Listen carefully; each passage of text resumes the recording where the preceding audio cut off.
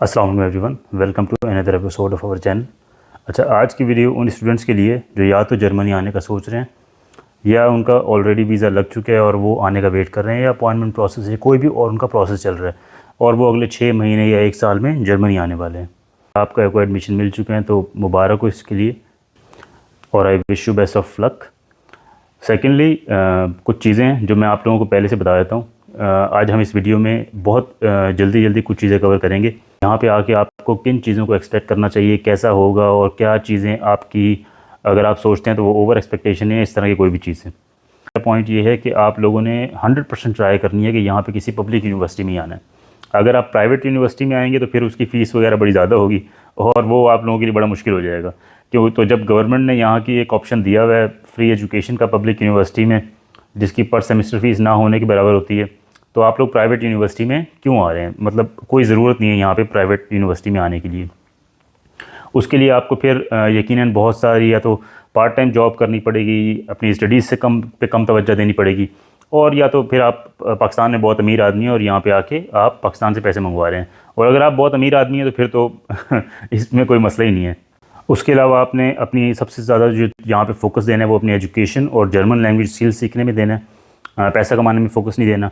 और उसके अलावा ये है कि आप लोगों ने, कई लोग होते हैं कि वो बड़े बड़े शहरों को फोकस कर रहे थे यूनिवर्सिटी ढूंढते हुए, तो आप लोगों ने ज़्यादा बड़े शहरों को फोकस नहीं करना। अगर कहीं और नहीं मिल रहा हो और वहीं पे अच्छी यूनिवर्सिटी या आपका सब्जेक्ट अवेलेबल हो और वहीं पे सिर्फ आप लोगों को एडमिशन मिल रहा है तो ऑफ कोर्स आप ले लें।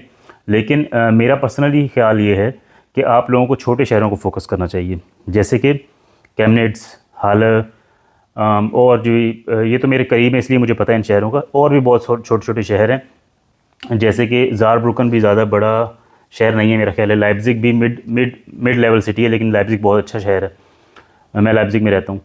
तो इन शहरों में आप फोकस करेंगे तो आपको बहुत ज़्यादा आपको फ़ायदा हो जाएगा। सबसे पहले तो यहाँ पे जर्मनी आने के बाद सबसे बड़ा ख़र्चा क्या होता है? आपका रेंट होता है सबसे बड़ा ख़र्चा। और शहरों से इतना ज़्यादा फ़र्क पड़ता है कि अगर आप लाइप्ज़िग में एक अच्छा रूम ले रहे हैं, इस जितना बड़ा रूम ले रहे हैं, तो वो शायद आपको 350 में मिल जाए ईज़िली। लेकिन अगर आप ऐसा रूम अगर आप बर्लिन में सोच रहे हैं तो फिर बर्लिन या म्यूनिख में आपको 600-700 यूरो में भी शायद मिल जाए। बड़ी मुश्किल से मिलेगा आपको 600-700 यूरो में बड़ा रूम। वरना वहाँ पे बेड शेयरिंग पे मिल रहे होते हैं बर्लिन वगैरह में, कि एक रूम में 2 बंदे रह रहे हैं, 3 बंदे रह रहे हैं, आपका एक मैट्रेस है वहाँ पे। और that is not a good way to live I believe. But जब यहाँ पे आप आते हैं तो आपकी मजबूरी होती है, तो आपको ऐसे रहना पड़ता है। अच्छा, खैर अपने टॉपिक पे वापस आते हैं। तो सबसे पहले आप लोगों को क्या एक्सपेक्ट करना चाहिए यहाँ पे आने के बाद, उसके बारे में बात करते हुए पहली चीज़ है कि part time job. Part time job अगर कोई इस एक्सपेक्टेशन के साथ आ रहा है कि मेरा सारा का सारा जो ब्लॉक अमाउंट है वो सेव हो जाएगा या मैं वापस पाकिस्तान भेज दूंगा, खुदा ना खास्ता कोई उधार लेके आ रहा है, कर्ज़ लेके आ रहा है, तो लेट मी टेल यू कि इतना आसान नहीं है।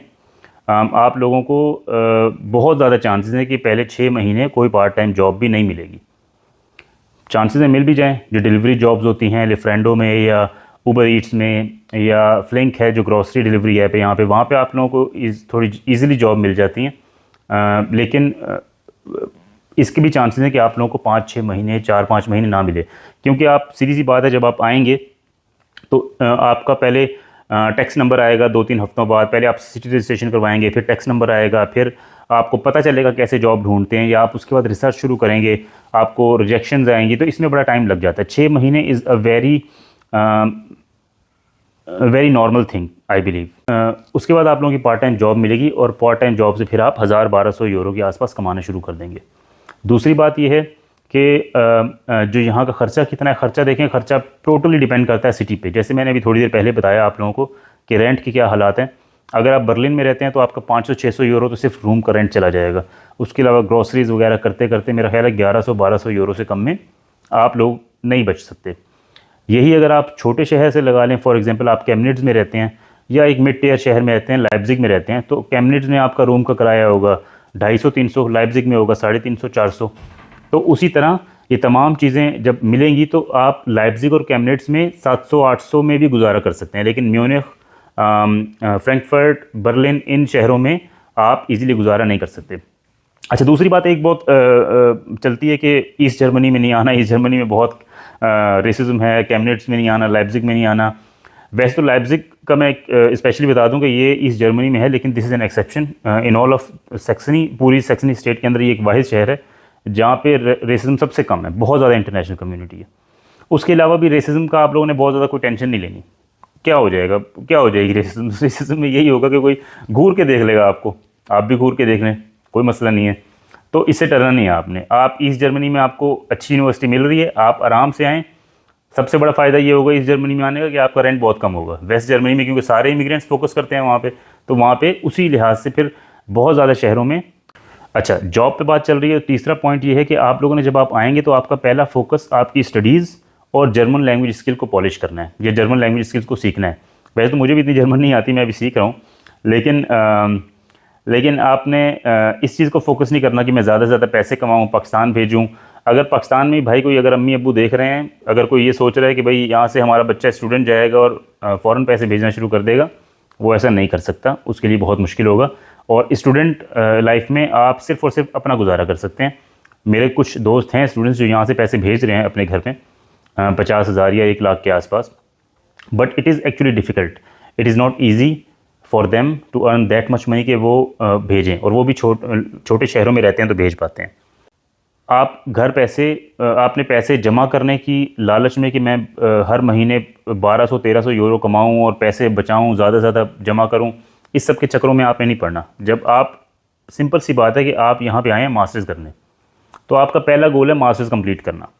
अगर आपने यहाँ पे आके और जॉब्स में ही अपना पूरा ईंधन जला देना है, तो फिर उसमें फिर आपके पास पढ़ने का टाइम नहीं बचेगा, अच्छी वर्क स्टूडेंट जॉब्स पे अप्लाई करने का टाइम नहीं बचेगा, फुल टाइम जॉब्स पे अप्लाई करने का टाइम नहीं बचेगा, जर्मन सीखने का टाइम नहीं बचेगा, तो फिर उसका कोई फ़ायदा नहीं है। फिर आप वैसे ही हैं कि कोई यहाँ पे आके कोई अनस्किल्ड पर्सन आ रहा है और वो और जॉब्स कर रहा है, फिर उसमें और आप में कोई डिफरेंस नहीं है। अच्छा, उसके बाद पॉइंट ये है कि आप लोगों ने जब आना है तो बहुत ज़्यादा मजबूत होकर आना है। जब यहाँ पे आप आएंगे तो ऐसा नहीं है कि आप जर्मनी आएंगे और आप लोगों की ज़िंदगी बिल्कुल बदल जाएगी और मतलब हर जगह इज़्ज़त ही इज़्ज़त होगी और पता नहीं क्या हो जाएगा यहाँ पे आके, ऐसा कुछ नहीं होने वाला। आप लोगों को, ऑफ कोर्स आप लोग पढ़ने आ रहे हैं, आप लोगों को एक बहुत अच्छा इन्वायरमेंट मिलेगा, तमाम चीज़ें, आपकी लाइफ क्वालिटी बेहतर होगी, सब चीज़ें होंगी, लेकिन वक्त के साथ साथ। और आपने अपनी एक्सपेक्टेशंस को लगाम दे के रखनी है। और मजबूत होने से मतलब ये भी है कि जब यहाँ पे इंसान आएगा तो उसको बहुत सारे प्रॉब्लम्स आएंगे, उसको फैमिली की याद आएगी। अगर कोई बच्चे पाकिस्तान में कभी हॉस्टल में नहीं पढ़े, अपना शहर छोड़ के नहीं गए, जैसे मैं हूँ, मैं पूरी ज़िंदगी घर से बाहर अकेला, सिर्फ जॉब के सिलसिले में थोड़ा बहुत इस्लामाबाद वगैरह गया, लेकिन उसके अलावा नहीं गया कभी। तो आपको बहुत मसला होगा अकेले रहने में, तमाम चीज़ें करने में, लेकिन वक्त सबसे बड़ा उस्ताद है और वो हर चीज़ सिखा देता है, और आप खाना बनाना भी सीख जाएंगे। ये सब चीज़ें आपको सीखने की ज़रूरत नहीं है, जब आप यहाँ पे आएंगे तो तमाम चीज़ें आप खुद ही सीख जाएंगे। और अगर आपको कुछ दिन, हफ्ता 2 हफ्ता बाहर से भी खाना पड़ा तो इतना महंगा नहीं है, बहुत अच्छे पैसों में आपको बाहर से खाना मिल जाता है। जैसे अगर 6-7 यूरो में यहाँ से भी आप एक वक्त का खाना खा सकते हैं आराम से, और मतलब पाकिस्तानी 2,000 रुपये के आसपास। पाकिस्तान में भी आप अगर एक बर्गर वगैरह अच्छी जगह से खाएं तो वो 1,000 रुपये के आसपास तो पड़ ही जाता है आप लोगों को। तो इतना ज़्यादा बुरा नहीं है अगर आप हफ्ता 2 हफ्ता बाहर भी खाना पड़ गया और साथ साथ आप लोगों ने दोस्तों वगैरह के साथ मिलकर सीख लिया चीज़, it's not a big deal. तो ये आप एक्सपेक्टेशन लेके आएँ कि यहाँ पे आपको फैमिली आपकी बहुत ज़्यादा याद आएगी। और जो बेचारे अपने, जिनकी शादी हुई है, जिनके बच्चे हैं और बीवी बच्चों को छोड़ के आ रहे हैं, उनके लिए तो ये 10x ज़्यादा मुश्किल होने वाला है, क्योंकि स्टूडेंट वीज़ा पे कई दफ़ा बच्चों वगैरह को साथ में लेके नहीं आते और आप फ्रीक्वेंटली जा भी नहीं सकते। तो हम अभी इस वीडियो को एंड करते हैं। हमने आज की वीडियो में सारी चीज़ों को तकरीबन डिस्कस कर लिया जो भी एक नए स्टूडेंट की प्रॉब्लम्स होती हैं।